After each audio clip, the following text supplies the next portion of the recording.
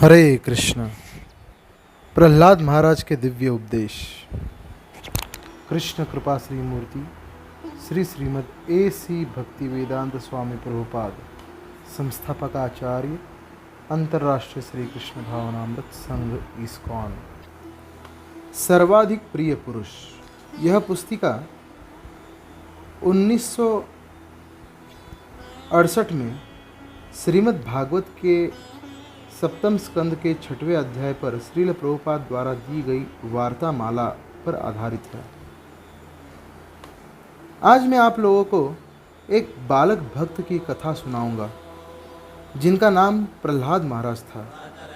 वे घोर नास्तिक परिवार में जन्मे थे। इस संसार में दो प्रकार के मनुष्य हैं, असुर तथा देवता। उनमें अंतर क्या है?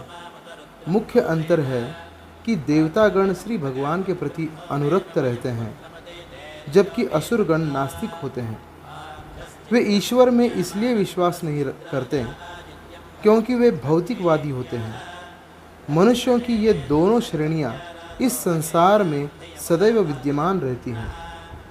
कलयुग, कलह का युग होने से संप्रति असुरों की संख्या बढ़ी हुई है, किंतु यह वर्गीकरण सृष्टि के प्रारंभ से ही चला आ रहा है। आप लोगों से मैं जिस घटना का वर्णन करने जा रहा हूँ वह सृष्टि के कुछ लाख वर्षों बाद घटी। प्रहलाद महाराज सर्वाधिक नास्तिक एवं भौतिक रूप से सर्वाधिक शक्तिशाली व्यक्ति के पुत्र थे।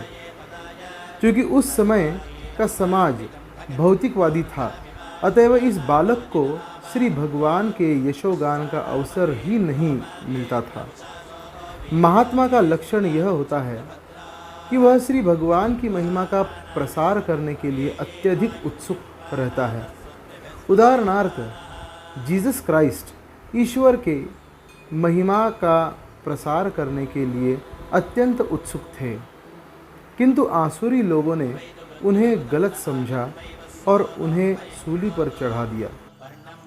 जब प्रहलाद महाराज 5 वर्ष के बालक थे तो उन्हें पाठशाला भेजा गया।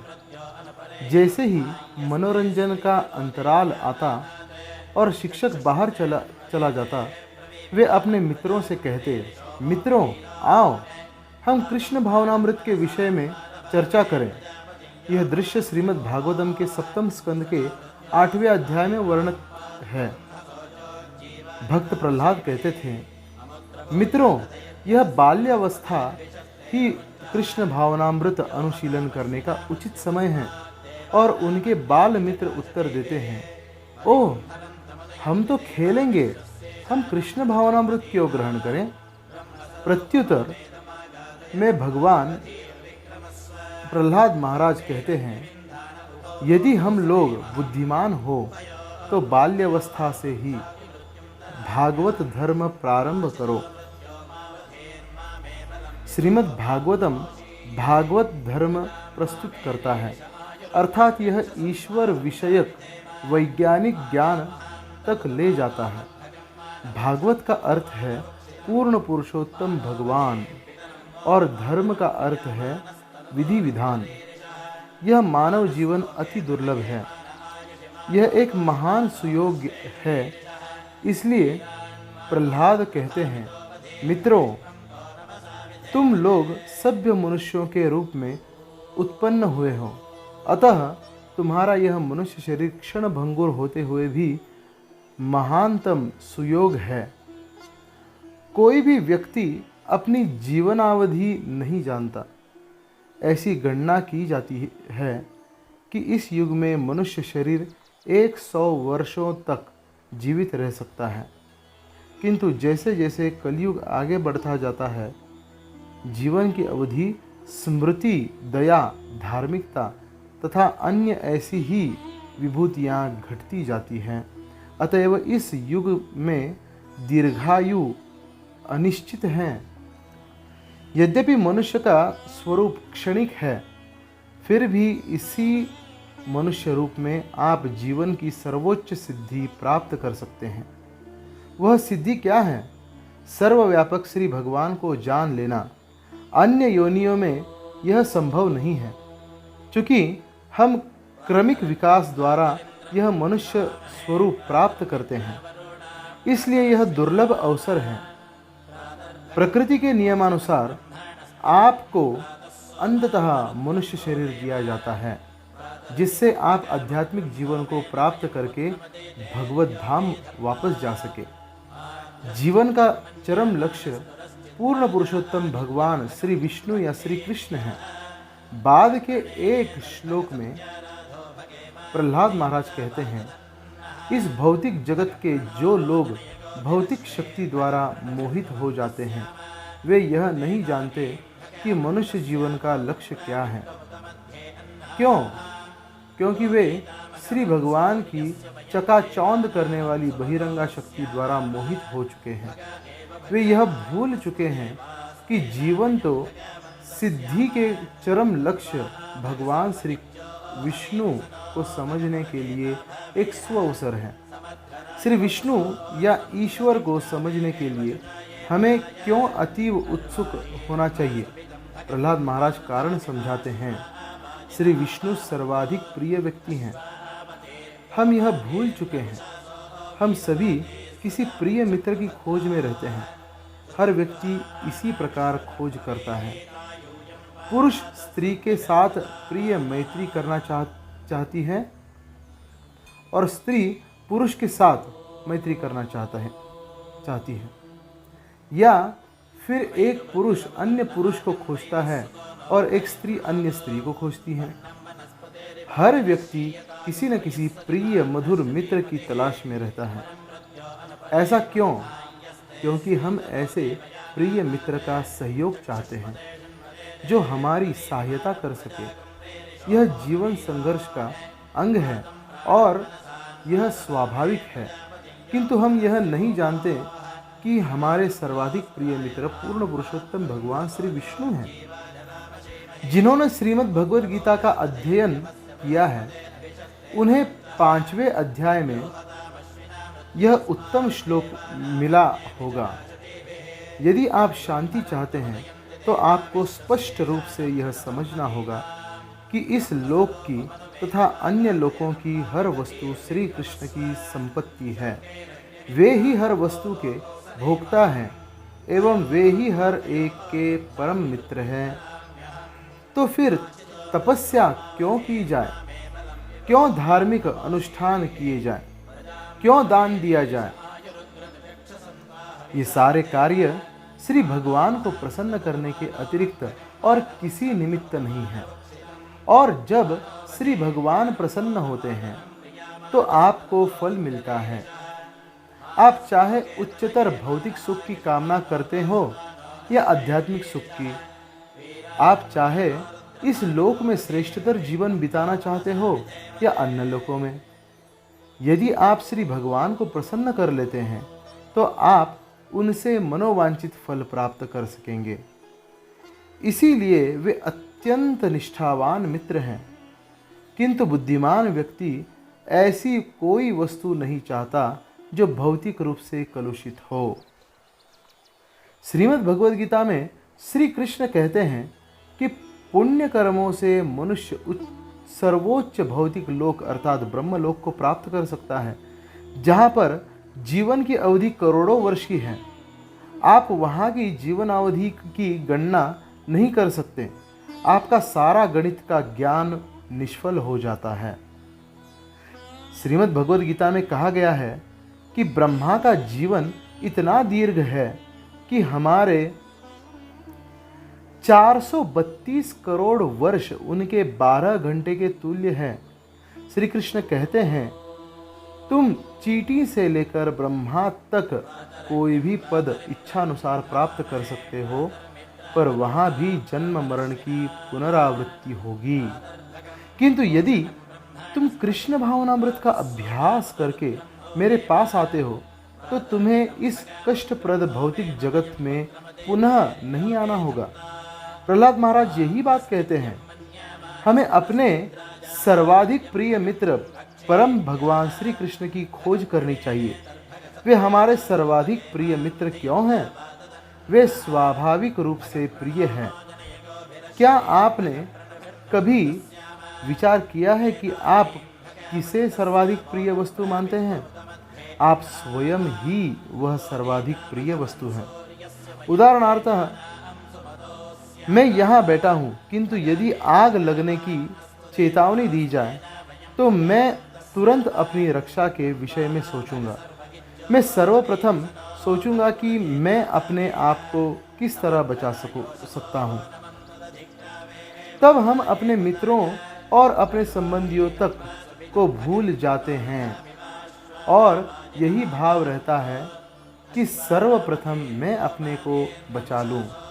आत्मरक्षा प्रकृति का सर्वप्रथम नियम है। स्थूल दृष्टिकोण से आत्मा स्वयं शब्द का अर्थ शरीर है, किंतु सूक्ष्म अर्थ में मन या बुद्धि ही आत्मा है और वस्तुतः आत्मा का अर्थ आत्मा ही है। स्थूल अवस्था में हम अपने शरीर की रक्षा करने तथा उसे तुष्ट करने में अत्यधिक रुचि लेते हैं, किंतु सूक्ष्मतर अवस्था में हम मन तथा बुद्धि को तुष्ट करने में रुचि लेते हैं। किंतु मानसिक तथा बौद्धिक स्तर के ऊपर जहाँ का वातावरण आध्यात्मिकृत है, हम यह समझ सकते हैं कि अहम ब्रह्मास्मि, अर्थात मैं यह मन, बुद्धि या शरीर नहीं हूँ, मैं तो आत्मा हूँ, श्री भगवान का भिन्न अंश। यही है वास्तविक समझ या ज्ञान का स्तर या पद। प्रहलाद महाराज कहते हैं कि समस्त जीवों में से श्री विष्णु परम हितैषी हैं, इसलिए हम सभी उनकी खोज में लगे हैं। जब बालक रोता है तो वह क्या चाहता है? अपनी माता, किंतु इसे व्यक्त करने के लिए उसके पास कोई भाषा नहीं होती। स्वभावतः उसके पास उसका शरीर है और उसकी माता के शरीर से उत्पन्न होता है, अतएव अपनी माता के शरीर से उसका घनिष्ठ संबंध होता है। बालक अन्य किसी स्त्री को नहीं चाहेगा।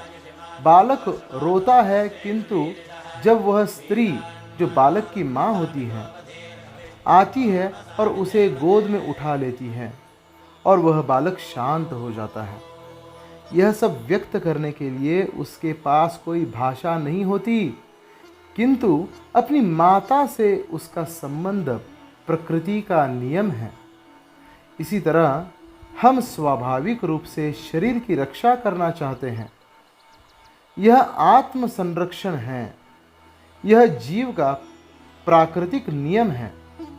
जिस प्रकार भोजन करना एक प्राकृतिक नियम है और सोना भी प्राकृतिक नियम है, तो मैं शरीर की रक्षा क्यों करूं?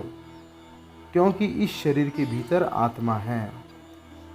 यह आत्मा क्या है? यह आत्मा श्री भगवान का अंश है। जिस तरह हम हाथ या उंगली की रक्षा करना चाहते हैं क्योंकि वह पूरे शरीर का अंग है, उसी तरह हम अपने को बचाना चाहते हैं क्योंकि यही श्री भगवान की रक्षा विधि है। श्री भगवान को रक्षा की आवश्यकता नहीं होती, किंतु यह तो उनके प्रति हमारे प्रेम की अभिव्यक्ति है जो अब विकृत हो चुकी हैं। उंगली तथा हाथ सारे शरीर के हितार्थ काम करने के लिए है। जैसे ही मैं चाहता हूँ कि मेरा हाथ यहाँ आए तो वह तुरंत आ जाता है, और जैसे मैं चाहता हूँ कि उंगली मृदंग बजाए, वह बजाने लगती है। यह प्राकृतिक स्थिति है। इसी तरह हम अपनी शक्ति को श्री भगवान की सेवा में लगाने के लिए उनकी खोज करते हैं, किंतु माया शक्ति के प्रभाव के कारण हम इसे जान नहीं पाते। यही हमारी भूल है। मनुष्य जीवन में हमें यह सुयोग मिलता है कि हम अपनी वास्तविक स्थिति को समझें।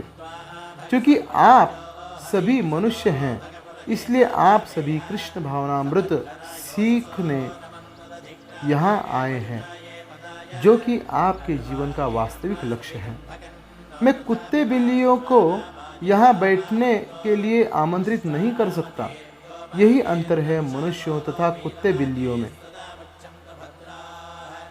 मनुष्य जीवन के वास्तविक लक्ष्य को प्राप्त करने की आवश्यकता को समझ सकता है, किंतु यदि वह इस सुअवसर को खो देता है तो इसे महान अनर्थ समझा जाता है। प्रहलाद महाराज कहते हैं, ईश्वर सर्वाधिक प्रिय व्यक्ति हैं, हमें उनकी खोज करनी चाहिए। तब जीवन की भौतिक आवश्यकताओं के विषय में क्या होगा? प्रहलाद महाराज उत्तर देते हैं, तुम लोग इंद्रिय तृप्ति के प्रति आसक्त हो, किंतु इंद्रिय तृप्ति तो इस शरीर के संसर्ग से स्वतः ही प्राप्त हो जाती है। चूंकि सूकर और एक विशेष प्रकार का शरीर मिला है, चूंकि सुअर को एक विशेष प्रकार का शरीर मिला है, अतएव उसकी इंद्रिय तृप्ति मल भक्षण से होती है, जो आप सबों के लिए सबसे घृणित वस्तु है।